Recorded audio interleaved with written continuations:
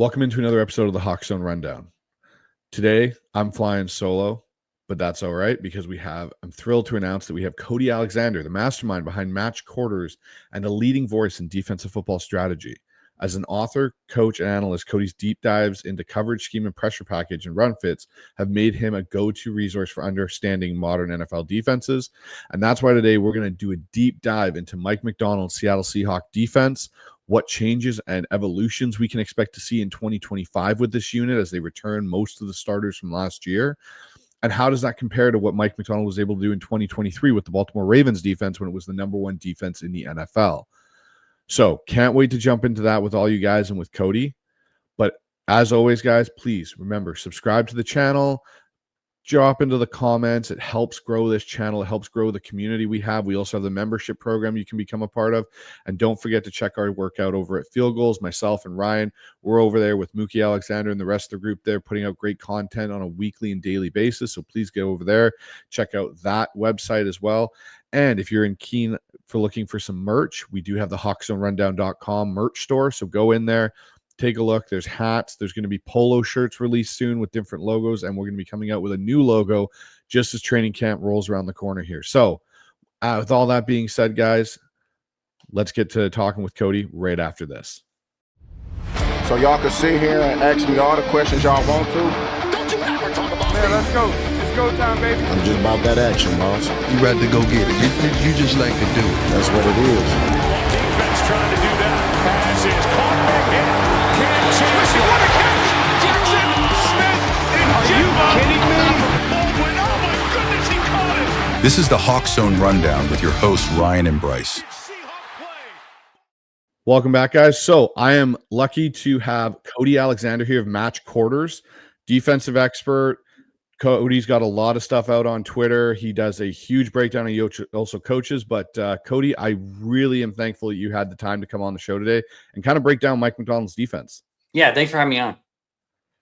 All right, guys. So what we'll dive into here first with Cody is we'll go into decoding Macdonald's scheme. So, Cody, what have you seen that Mike Macdonald was able to do successfully in 2024 with Seattle that was similar to what he was able to do with Baltimore? Like, we saw this defense struggle to start the season, but like, what are some of the key principles of Macdonald's scheme? Yeah, the biggest one is just multiplicity and then fluidity through the scheme, meaning that they can run anything in base, that they can run in nickel with Witherspoon there or big nickel with Rayshon Jenkins, who was there last year. Big nickel just means we have three safeties on the field.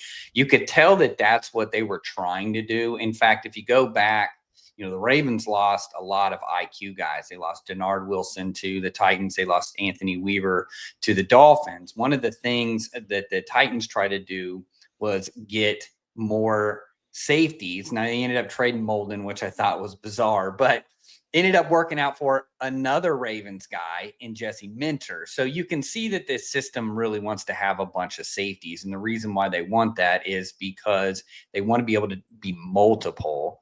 And it also gives some fluidity through the different schemes. You can move guys around. That's really what he wants to do. Every single week, it's going to be a curated game plan, meaning that it's going to be very much specific to that opponent. That's why you saw early on, he was trying to figure out what he had at safety. Kayvon Wallace, who I thought was going to be a great fit, ended up not being a very good fit. Obviously, you have Julian Love, who is one of the better safeties in the NFL. You had Kobe Bryant step up. Again, I think everybody's pretty happy with that. But you got to wade through what you have when you're trying to be multiple. Sometimes that can come back to bite you early in the process.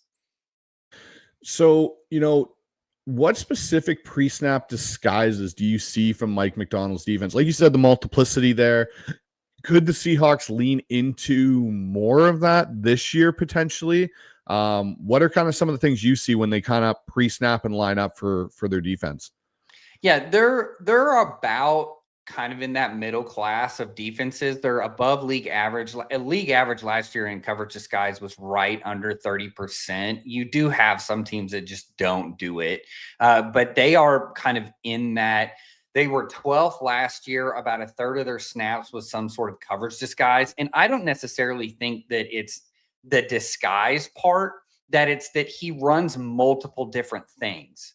So just because he's in cover 3 doesn't mean that it's going to look like a cover 3 with the closed post in the middle of the field. I think that that's where he really brings that in. So disguise wise, it's nice having a bunch of safeties because they understand the leverage tools. They're used to playing in down near the box in cover 3. They're used to playing deep in their split field and then the closed post if he's playing post safety. So to me, that's where that mix is. I would assume in year 2 that number goes up a little bit more. I mean, Baltimore was number 3 in usage last year at almost 40%, which that's essentially the same scheme. Miami was around 36%. They were 7th, which again, that's kind of the sister scheme. Tennessee was 33. So same kind of deal. If you see where I'm going with this, this is part of this system. The only system that didn't really do it that I was surprised was the Chargers, but they were still barely over league average. So to me, I think like that's the biggest thing is we want some disguise, but it's more that we're kind of going to be multiple within the coverage structures that we use. So you mentioned kind of 2 players there earlier in Devin Witherspoon and Julian Love. How do you see their roles potentially being elevated this year in year 2 to help make these disguises even more effective? Obviously, they've added Nick Emenwari in the draft, and that'll help as well. But do you see those 2 guys being moved around even more this year than they were last? Well, I think Witherspoon is going to be used more outside. I know that they got Shaq Griffin, but Shaq Griffin was essentially a pickup because they don't like Josh Jobe. Like, let's be honest. There's not really a third corner in Seattle. Shaq Griffin is going to give you a stable guy. He can play man. He can play zone. He's not sexy. This is not somebody that's going to be an all-pro or have some sort of an all-pro season. But what he allows you to do is when you don't want to have your big nickel package and when you don't want Emenwari down there at nickel, you can now have somebody where Witherspoon can go in. So it goes back to what I was saying earlier, where he is going to curate these looks for specific teams. If we're playing the Bengals, I don't want a safety at nickel. I want my third corner there, but I got to be able to play outside with T. Higgins and Jamar Chase. I use the Bengals just because they're kind of like the outlier 11 personnel team. So to me, you want that, right? If I'm going to play another team, like let's say we run into the Eagles, they're a 10 personnel, really not, they align in 4 open looks. They love to be spread out. They're kind of a spread to run system. I want to have a true nickel on the field to be able to combat that. Some of these tight ends that we're seeing that are really just power slots, I want to have a nickel. So now I have 2 ways of doing it. So yes, the one thing that I don't think really changes in usage is Love. I think his ability to be a hybrid safety, they're just going to let him roam and kind of do his thing. But in terms of, I don't think we're going to see him more in the slot or anything. I think it really just, the map is laid out. He wants to play big nickel. He wants to play regular nickel. I need to be able to do that in order to match up to some of these teams that we see. So talking about that multiplicity and such with Mike Macdonald's defense, obviously the blitz is something he's noted this year he wants to do more of. And so in your match quarters coverage, you've basically broken down blitz structures extensively. What tweaks do you see Macdonald bringing to these pressure packages that can maximize Seattle's 45 sacks from 2024 and maybe get them up over 50, which is usually kind of that ideal mark to get yourself over as an NFL defense? Yeah, you have to remember this system is probably the best in terms of just blitz design. It was started with Rex Ryan all the way back in the early 2000s, and it's kind of morphed along. We saw, Dean Pease has come from the system, who's kind of the simulated pressure guru in the NFL. Simulated pressure just means we're gonna blitz, but we're only gonna rush 4. If you look at simulated pressure usage last year for the Seahawks, it really wasn't that high. They were 14th in usage, right at 23%, which is above league average. But you have Baltimore, who's 4th. 4th. You have the Miami, who was number 1 in it. So you have Tennessee was 8. So you have some of these sister schemes that are using a lot more simulated pressures. And that's probably what he's talking about. It's like, hey, I want to be able to do some more of these simulated pressures. The way that you're able to do that is if you trust your defensive ends, your edges to be able to drop, your linebackers understand the system. The coverage structures are going to change depending on that. But he does a really good job of blitz design and has done a really good job of blitz design. It's just you don't want to get into what Wink Martindale was doing before he took over with the Ravens, which is basically, your face melter 5,000 with man coverage behind it. And now we're in a lot of trouble. So to me, that's what he's saying is, you look at it last year, they were not very high up in blitz rates, right? They were 23rd in the NFL in blitz rate. That's probably not where he wants to be. He doesn't want to be playing a lot of coverage. He wants to be forcing the issue. In year 1, that was it. I do agree with you. One of the misnomers about this team was that they didn't have a good pass rush. The sack numbers weren't there, but their pass rush production was actually up there, and they were a top 10. So it's just sacks are one of those things where people kind of salivate. It's like interceptions for corners. People think that a corner isn't good if they don't have a bunch of interceptions. No, it's actually if they have 2 or 3, that's probably a good year. It's very rare that you get, a Deron Bland season, which if you go and watch most of those, it was bad quarterback play more than it was actual ability to cover. So sacks are one of those things that's more of a quarterback stat than a defensive stat. I want to see, are you getting pressured? Are you constantly affecting the quarterback? That's where it is. And Seattle was good with it last year, but that blitz element can just amplify it and get you over 50 sacks. So are there specific alignments or stunts from your scheme breakdowns that you've seen that you think Macdonald might borrow to exploit offensive line weaknesses, or even turn up and use more that you saw from this past year where he had a higher success out of this certain alignment or these certain stunts to get that pressure you're talking about? Well, one of his favorite ways to pressure is to get in what I call a boss front, which is an overload front. You're going to put, I call it boss because it's bigs on the same side. So you have your 4 down linemen. I'm going to put 3 bigs on one side. I'm going to put my best pass rusher on the bottom. We're going to mug the front with linebackers.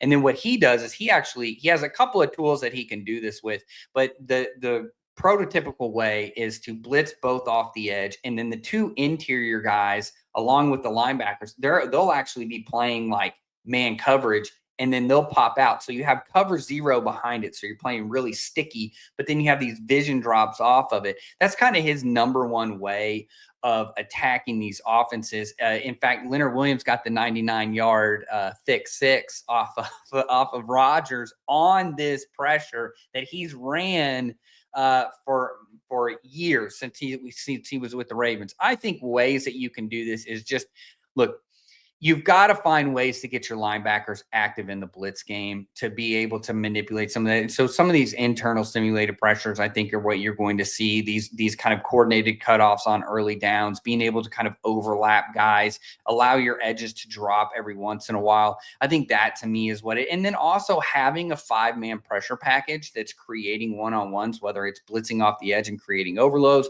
or blitzing through the middle to kind of mess with the center and the running back right in the face of the quarterback. I think those are ways that he can amplify and probably things that he will use this year. So with the one thing with Macdonald's defense is, a big part is positional versatility. That's something that he, you look at Kyle Hamilton as like kind of the prototype of what he successfully had with Baltimore in that regard. Your work, you're really great at breaking down these hybrid defenses. How does Seattle's roster versatility stack up against other defenses you've studied so far in the NFL since this scheme has come into play?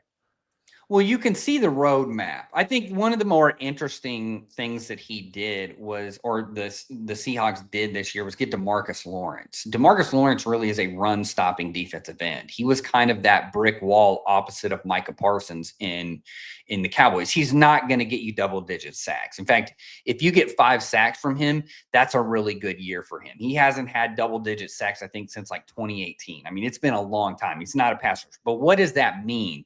Well, last year, if you really go back and study it, Leonard Williams had to play defensive end anytime Witherspoon was on the field at nickel. Why? To protect him. Put the big guy to Witherspoon, allow him to play there, protect him. Now you have a defensive end that can do some things. Don't get me wrong. Leonard Williams probably one of the more underrated inside defensive linemen, but you don't want him constantly at an edge dropping into coverage. That's not something that you want to do. I know he got the sack he got the pick against the Packers, but that's not really what he's really good at.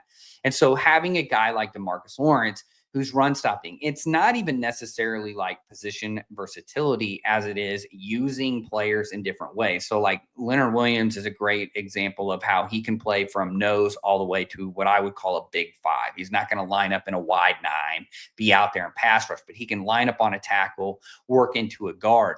I think you saw this last year too with trying to develop safeties. That's why when they signed Worry, I was like, well, it's a 220-pound safety that can play deep and play up. I mean, he's basically trying to get his own Kyle Hamilton.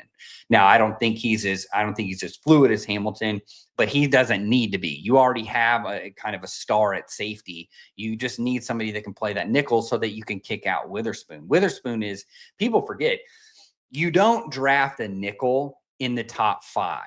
That you don't do that.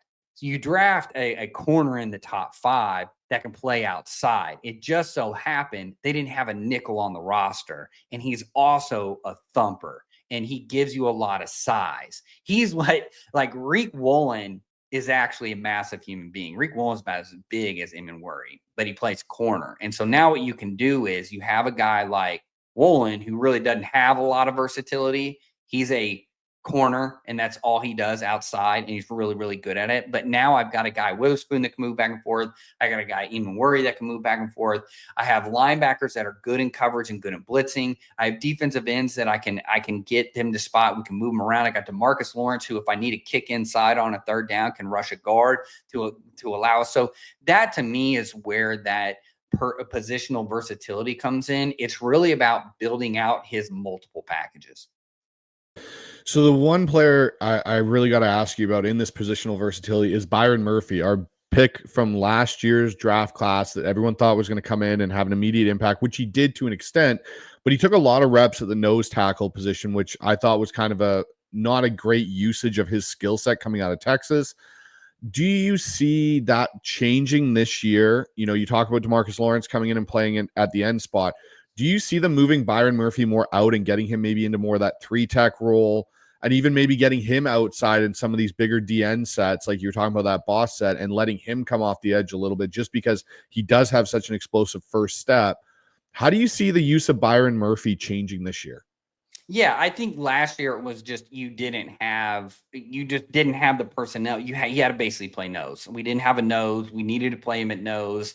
Limited role. He's a rookie. I think in year 2, you see an expanded role. You see him move around, maybe play a little bit of that 3 technique, still playing over the nose some. You know, to me, that's where this really is going to be interesting, is how you formulate those inside guys. And then what's your nickel package going to look like with 2 edge rushers? But then you have, Leonard Williams and Murphy inside. That's going to give you an advantage. I think too, Murphy probably first year, it's easy button to just play him at nose, right? We don't have to worry about him. We can ease it into it. I do think this year you see a little bit more of it. And because you have a guy like DeMarcus Lawrence, who is not a traditional stand-up defensive end that's going to be dropping into coverage. So now you can kind of get into some true four-man lines that allows him to play over the top of the guard and not necessarily straight up on that nose, or straight up on that center.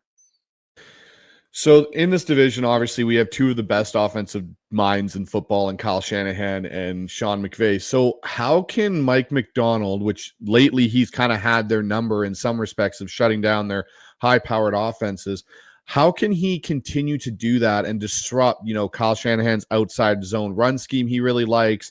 And now it seems like McVay switched to that power gap run scheme a little bit more there in LA. How does this defense, do you think, stack up against those 2 offenses going forward? Well, I think, again, I go back. The key cog in all of this is going to be whether DeMarcus Lawrence stays healthy and plays for the season, because this is going to give you an ability when I play the 49ers that I can keep Leonard Williams inside. I can keep DeMarcus Lawrence wide, and he can kind of build a wall for me against some of these wide zones. But I've got presence on the inside because now I can keep, my Knight and Jones healthy and not having to basically go knock heads with offensive linemen all the time. To me, that's going to be that. I think too, with the, we mentioned it, Witherspoon against the Rams is probably going to play in the nickel almost the entire time. You're going to let him play coverage. You're not going to put him outside and let them run away from him. He's going to be able to pack inside. I think when you play the 49ers, and worry now is going to come into play. Let's lock down the outside receivers. We saw this with the 49ers. If their outside receivers can't get any play, really doesn't matter, right? So yeah, they've got hybrid guys inside, but if I can lock down the outside and I can pack a zone on the inside and basically keep it really dirty for Purdy, not to rhyme, but to just keep the vision to where it's really muddy for him.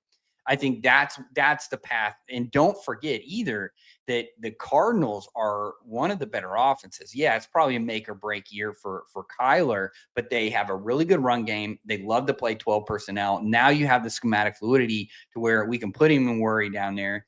We can put, we have two big corners too. So it doesn't matter where you want to put Marvin Harrison. He's going to have an elite corner on the outside that is just as big as he is. So good luck with that. So what you're seeing really is, and what it should be in the NFL, is you have to win your division. And so if we, especially in a competitive division, and this defense is set up to be multiple enough to match up with the Cardinals, match up with the Rams, and then match up with the 49ers in what they bring uniquely on offense. So strengthening this run defense, obviously last year, Seattle kind of at the midway point of the season, jettisoned both their starting linebackers and Tyrell Dodson and Jerome Baker, brought in, Tyrese Knight off the bench, let him play as a rookie, and then went out and traded for Ernest Jones. And it created this surge late in the year. Their run defense got a lot better through that. How do you see their run fits? And could Seattle refine to sustain their top 10 run defense this year at the start of the season? Could they start out and be one of the better run defenses in the NFL starting? Or do you think, even adding a DeMarcus Lawrence and stuff for this, do you think it'll take a little bit more time for them still to gel and get going in that direction? Yeah, I think one of the interesting stories from last year was the whole Ernest Jones saga, going from the whole deal with the contract with the Rams. He goes with the Titans, then eventually the Titans, who knows what they were doing with personnel last year anyway. I mentioned Molden, and then he now ends up in Seattle. Well, that's a really good fit. He's a hybrid linebacker. He's good blitzing. He's good in coverage. He fits perfectly with the kind of the multiple schemes that Macdonald is running. I think that this defensive line and being able to find matchups and keeping DeMarcus Lawrence healthy and using him as a leveraging tool so that you can kind of keep your edges, because that's the thing, is there's really a couple there. He's a hand in the ground defensive end. Whereas you have basically a room full of stand-up edges, right? And those function differently. But I think now what you have with guys inside, you have a nice rotation inside. Murphy's going to be in his second year. You have linebackers that you trust that are going to be there when you need them to, in terms of run fit. So yeah, I think if this is going to be a top 10 defense again this year, but not kind of fade into it at the end of the year, I think if they can do this, this is to me, everything that I've seen coming out is people are really, really excited. I think the Shaq Griffin, that was my one concern, is teams are going to find a way for you to move Witherspoon inside and they're going to attack outside. Now, again, like I said, Shaq Griffin, he's going to give you 400 plays and he's going to be just fine, but that's what you need in a field corner. If you got two awesome corners, that's great, which you do. So that's where that Eamon Worry comes in, and why he probably just spent the entire time at nickel during camp, just so that he can learn it and get really good, because they know he can play deep.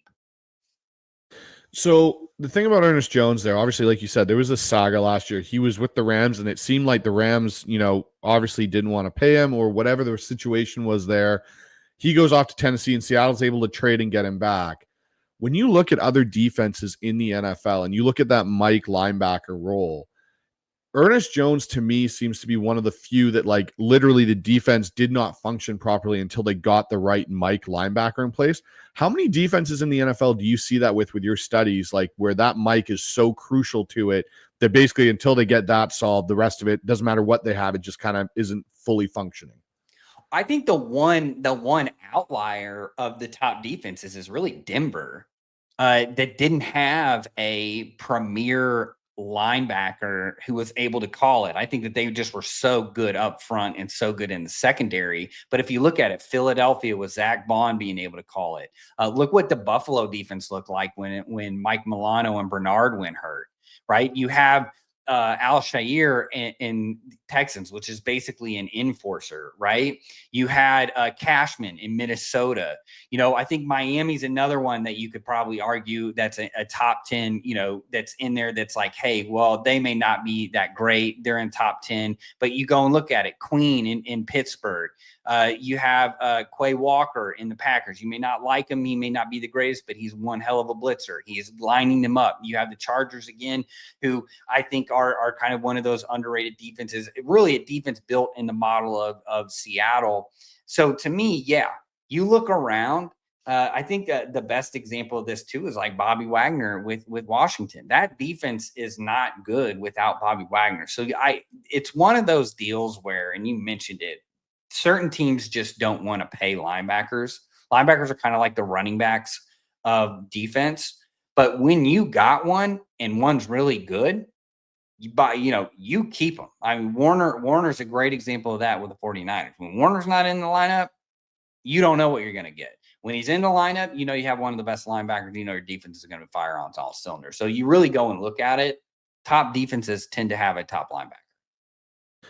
The one thing for me with the linebacker situation in Seattle, like I love Tyrese Knight and Ernest Jones, but it's really the depth on that interior linebacking core that really worries me. Obviously, Drake Thomas is there, Josh Ross. I think it's Tyreek Jackson, who they brought in as a UDFA. Do you think Seattle needs to add to that spot going into this season, or who do you think comes out of that backup group that you would feel comfortable having on your roster day one? I think Drake Thomas, I think is the one that I've heard the most, but I do agree with you. Like if you really look at it, you have two defenders that are there and you really don't have anything else. I think what they're thinking is like, look, if we can survive, we feel good about the two that we have. You're not going to spend a lot of capital at linebacker when you're going to play a lot of sub packages. Right, where, hey, we have an opportunity where we're going to play maybe a lot more dime, kick Witherspoon inside, kick him and worry on as the dime backer. We can survive in that. I think dime, ironically, I know we got a lot of run at the beginning of last year and kind of the run game back and base defense was back, but I've heard more about playing dime than I have in a lot. And the Rams made a killing on it last year, running essentially with their cheetah package with 5 down linemen and 6 DBs. So I think we're kind of in a weird era where it's more of a numbers game. I don't want to carry 3 really good linebackers. I think the Packers are probably the only one where they kept McDuffie when they probably didn't need to. So to me, 3 is great. But if you've spent the capital in some other places, I think you can survive with 2. But yes, I agree with you. That is a concern now that we've got the corner situation fixed. So that was one thing I was going to ask you is like Nick Emenwari at minicamp recently, the team minicamp started to take some reps at that weak side linebacker because of his size. He's 225 pounds. He's big enough to it. So is that kind of, obviously that's what you see is they keep Knight, Jones, obviously, are your 2 starters, maybe Drake Thomas, and then Nick Emenwari takes some of those reps in sub packages with Ernest Jones and him being the 2 linebackers, and you kick a Witherspoon inside. That's how you think you kind of get around that number, more or less? Yeah, I mean, this could also be a situation where in the back of their mind is we can play a bunch of penny, which is basically 5-1. If we get into some trouble, we can just play some penny. Get out of it. Penny's kind of waning just because you're constantly rotating down. Your safeties has to get to the box at some point. And if you don't win your one-on-ones, you tend to get into trouble. But yeah, that makes sense to me. Don't forget, we're not that far away when the Cowboys had a top 10 defense. They had Marquise Bell, who was essentially a 215-pound linebacker that was a safety playing there. Now their run defense wasn't great, but yeah, it makes sense to me. Like I said, dime usage probably goes up just because if they feel good about it, what that tells me too is, as a Seahawks fan, if he's been able to transition from nickel to, hey, what if we used him as kind of that money backer that lines up towards the tight end? Let's experiment a little bit with dime. That tells me that he's figuring it out, that they like him. Because if they couldn't figure out the nickel spot, I don't think that you would see them experimenting again with that linebacker situation. So let's talk about this coverage complexity that, Mike Macdonald's defense kind of has. So, your match quarters work dives deep into coverages. What's the next step for Seattle's secondary to improve on their 9th ranked points allowed in 2024? They did a decent job. And like we said, they kind of faded into being a top 10 defense at the back end of that season. What did they do on the back end with, obviously the addition of Kobe Bryant playing there in the secondary with Julian Love at safety? Josh Jobe did play well enough, but now you've said, Shaq Griffin coming in really helps solidify that 3 corners that you've got on your roster. How do you see this coverage that Mike Macdonald wants to run in his back end changing or evolving this year? Well, they've got to get better in their split field coverages. They've got to get better in cover 6. I call it targeted coverages within this umbrella, because it's not your old school cover 6 where it's quarter, half. They actually can flip the half side to the nickel or away from the nickel. Basically, this is your Fangio gifted this to the NFL in 2020, and kind of everybody's done that. Quarters is also another. They were positive EPA in almost every coverage they ran last year, except for basically their 2 quarters coverages, which is cover 6 and quarters. I think one of the big movements, quarters kind of waned last year, but it wasn't the way that you thought. It wasn't because people were pivoting away from quarters and going more, I think, man, because you were just getting more run, you're getting more bigger personnel. People are more comfortable playing man. So you kind of get that, but also playing more of these targeted coverages, these cover 6, cover 8 coverages to steal from the Fangio system. That's where they've got to get better. They've got to be able to play quarters. Again, this is, when you play these coverages, these are heavy pedagogy. You have to teach these. You have to work these. You have to do it the right way. We've seen what it looks like when people don't have Fangio and they try and run this. The Vikings a couple years ago are a great example of this. Vance Joseph getting 70 hung on him trying to run the Fangio system when, in fact, he does not run it. You see this a lot of times. So to me, if there's one area where they need to get better, to really create multiple, where we can run man, we can run all of our cover 3 toolbox. We run our Tampas, right? Our non-traditional Tampas, meaning that this isn't your dad's Tampa or your grandpa's Tampa. This is where the Mike's not running through the middle. We're changing the way everything looks. It's X's on a board. But the cover 6 and the quarters stuff, that quarters universe, that's really where they need to, that's really where they were lacking last year in terms of just EPA. Now, look, the whole league wide was negative in cover, in basically quarters and cover 6. But if there's a way that you can bump that and be in the positive, I think now you have the whole breadth of the playbook, and not just where you're kind of like, well, we're really heavy in cover 3, and then we kind of need to do some different things. So I'm going to kind of take this back a little bit in Seahawks history, but how much different are these 2 schemes, or the principles of these schemes, from what Pete Carroll ran to now what you're seeing with Mike Macdonald running, and especially in the secondary? Because you look at what Pete Carroll had in his secondary, you had the tall corner, you had, the big hitting safeties, the one free flying safety that kind of roamed the middle of the field. How much has that changed now? Because Kobe Bryant and Julian Love basically look like they're interchangeable at that deep safety spot. It doesn't really, one of them isn't better suited for it than the other. And like you said, we do have that tall corner, Enrique Woolen, who's a freak athlete. And then you've got Witherspoon on the other side. How much different is it? And is there any more pieces you think Seattle may need to add to this secondary to really help Macdonald bring it into what he wants it to be? I wrote about it this week. In fact, I wrote about kind of the evolution of the scheme and why it's different. Carroll started to try and pivot away from his system to more of a Fangio style. We saw this with the hiring of Clint Hurt, Carl Scott, who has been a Saban disciple forever, to kind of modernize these match coverages that he was using. We're not just going to be in cover 3. I think the biggest thing with Carroll And the reason why I think he kept Patrick Graham when he went to the Raiders is the heavy cover 3, but you need to have some tools in the toolbox. Carroll carries all these things. The problem that you run into was that it was the only thing that they were doing. That it kind of caught up to him. You're not hiding your coverages. People knew what checks, they knew what formations to get into. I think what Macdonald is different is the multiplicity. There's a lot going on. We're not just going to do one thing. I think you highlighted it too. We don't just have a Cam Chancellor that's a down safety, right? We have 2 safeties that can play up and back. You don't know who's going to drop down. You don't know where they're going to go. And I think that doubt is a lot of that expansion. But in terms of just overall schematics, it's not as far away as you think. I think it has the Ravens Blitz package that Carroll just didn't have. And I think that is why he's constantly saying, hey, we need to add more pressure. We need to do more things that way. We need to be more of an attacking defense in that, because the coverage aspect, they've kind of gotten the coverage umbrella. They've got everything under the moon that you could think of, and that they can run now in year 2 with essentially everybody coming back. But to answer your last question, I think getting Shaq Griffin, that was the last piece, because I just don't think that they felt comfortable with that third corner. Nehemiah Pritchett has some potential, but he's a 5th round draft pick.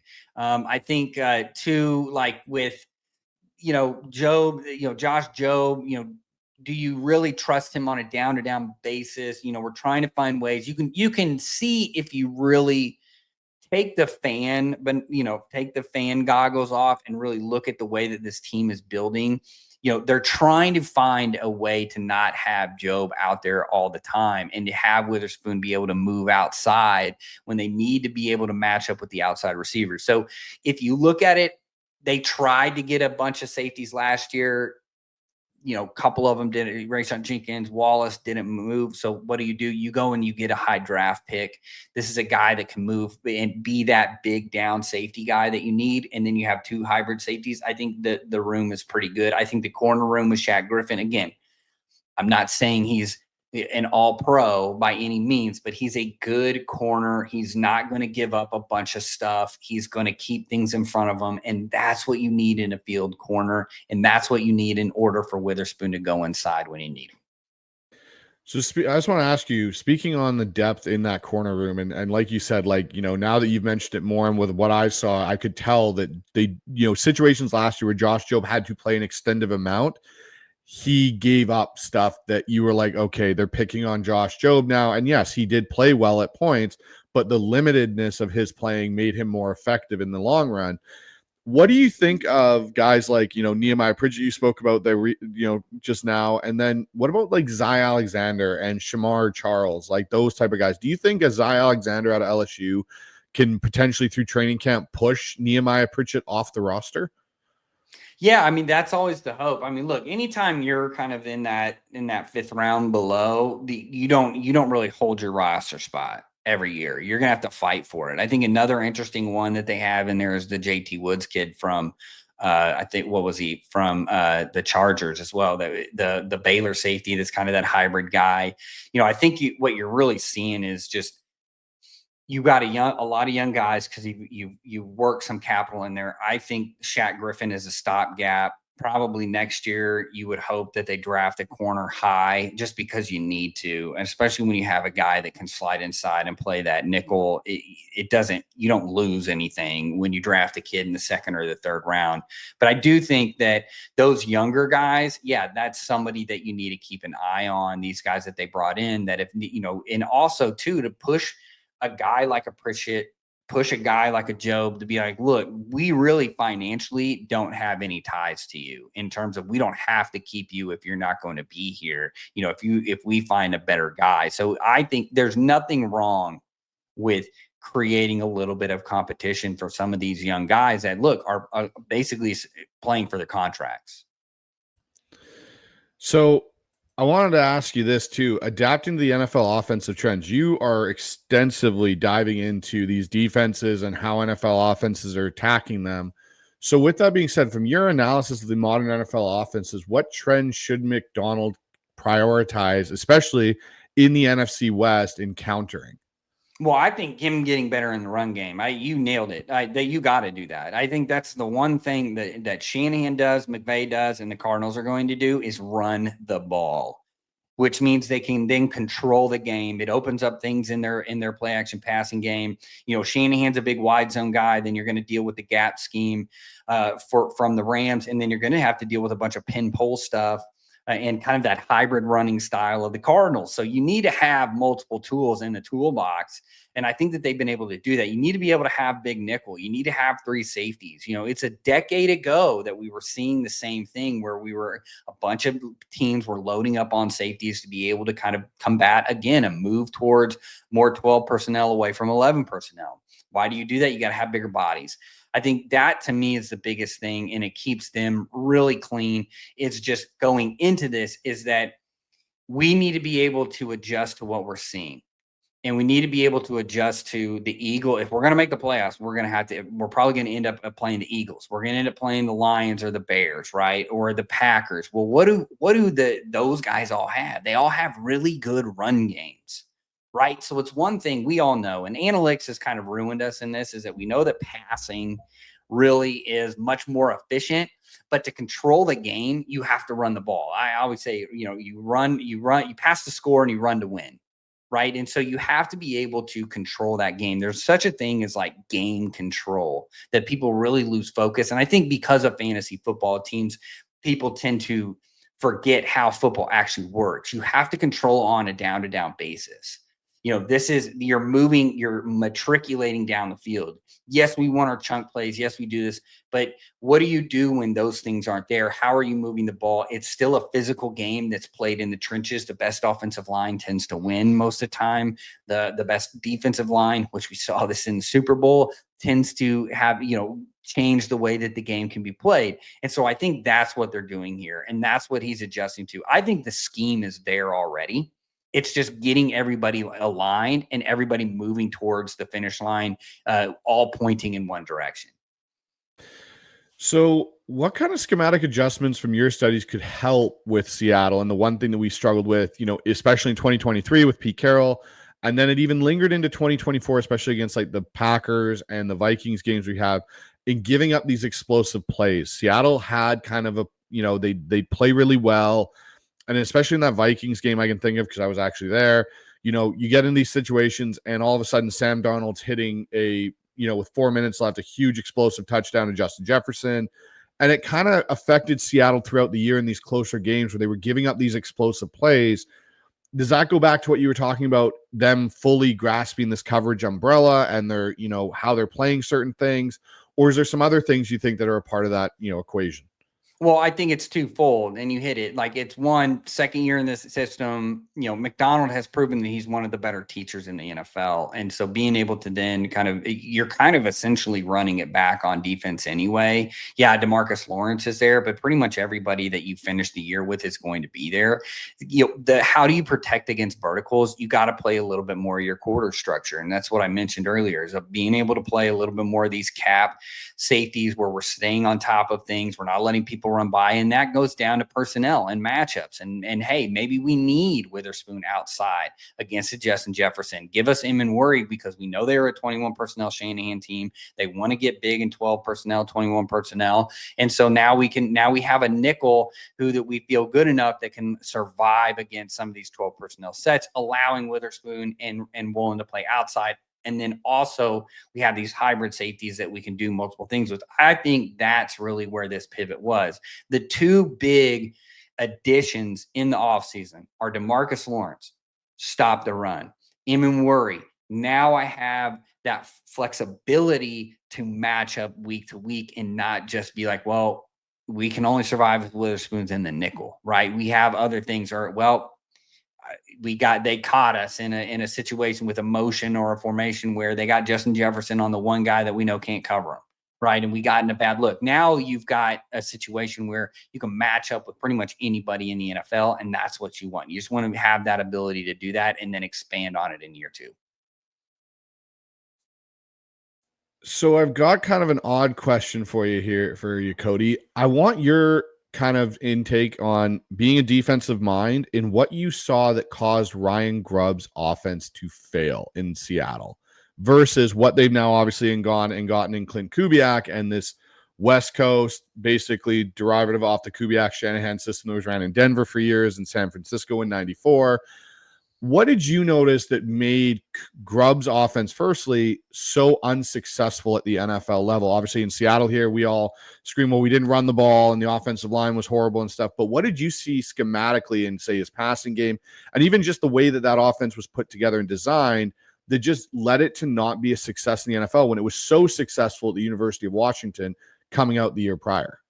Well, the deal with Washington is they played a little bit of hero ball. I mean, they were really trying to attack the verticals on the outside. I mean, they had Penix and they had the two really good receivers. Actually, in fact, they had three, I think, really good receivers, and they were always attacking vertical because it's college, and when you have guys that are first round draft picks, you want to run them down the field and you want to launch the ball to them. So I think coming in, it's just kind of one of the problems that you run into is just, well, we have one guy that runs only verticals. Well, everybody knows that he's only, in Metcalf, that you're only going to run verticals. Okay, well, you can kind of game plan for that. What happens when we play man coverage? Can we win? Can we win the man coverage? You mentioned the offensive line. Look, the offensive line in Seattle has always been the problem.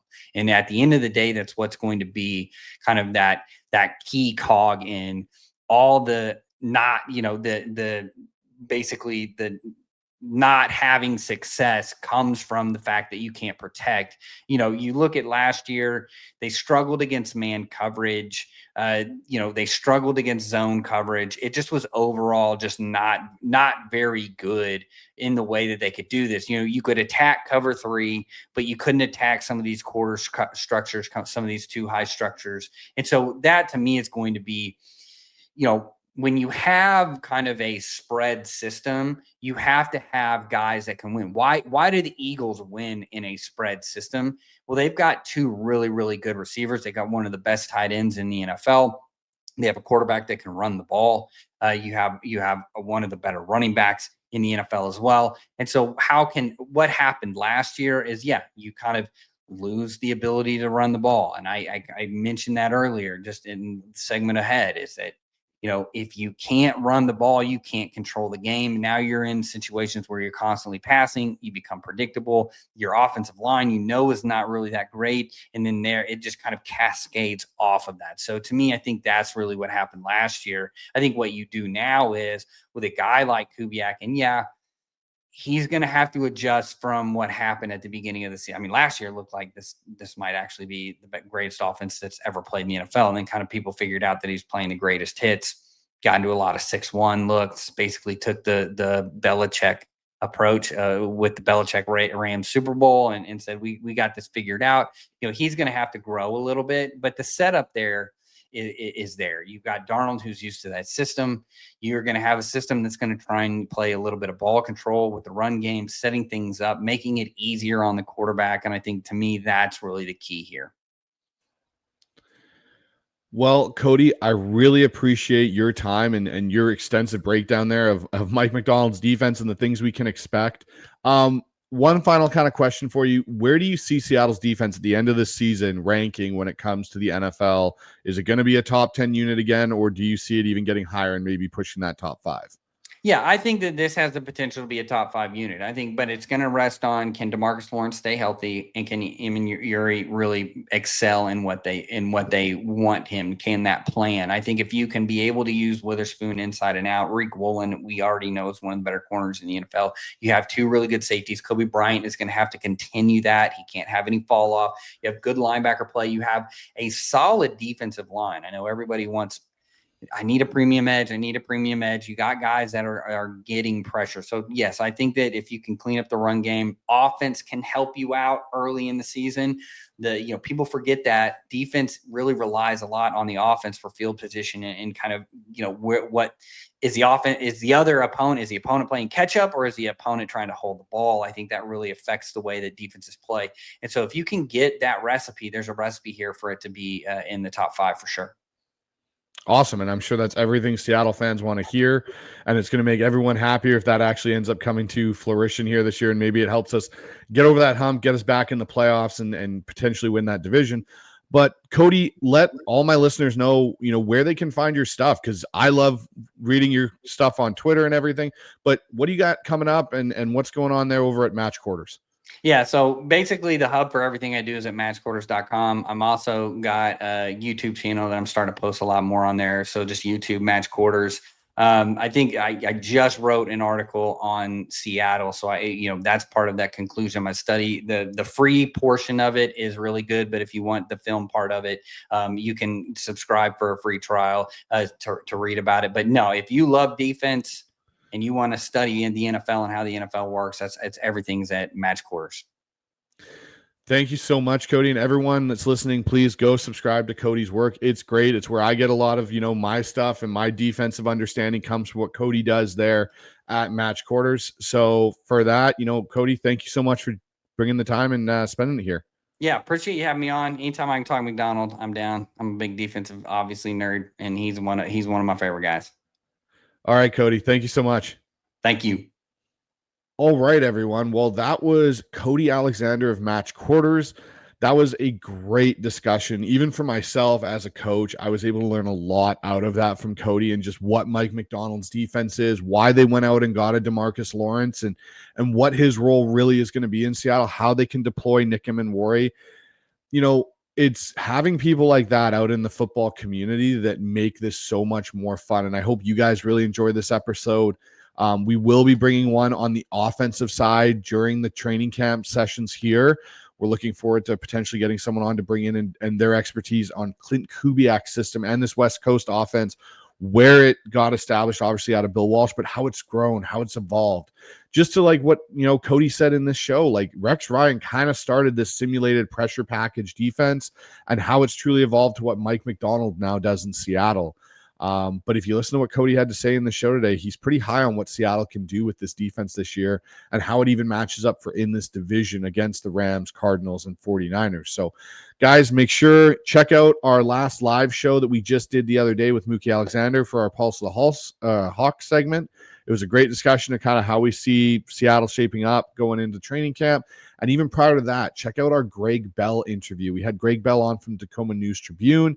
That was a great interview to have. Greg gave some great nuggets of what he's seen at minicamp and how things have kind of changed inside the VMAC now with Mike Macdonald and John Schneider in year 2 of this regime. But check me out tomorrow. I'll be over on the Seahawks Playbook podcast with Bill Alstead, doing a show over there. So make sure you guys are tuning into that. And we're going to take a little bit of a hiatus, guys, from July 7th to 11th. Me and Ryan both will be on a bit of a vacation, but then we'll be right back at it right after that. The 21st, we're going to be doing a live training camp preview show with Michael Thompson and Dan Viens of Seahawks Forever coming on. So there's going to be a lot of stuff coming at you guys, but make sure you guys, as always, subscribe to the channel, like, the videos, comment, be a part of the community and comment on them. We love interacting with you guys, and it helps drive the algorithm for the show. And again, check out our merch store. We've got tons of HawksZone Rundown merchandise, and you can always find our stuff over at Field Goals, guys. But with that being said, guys, have a good day and go Hawks.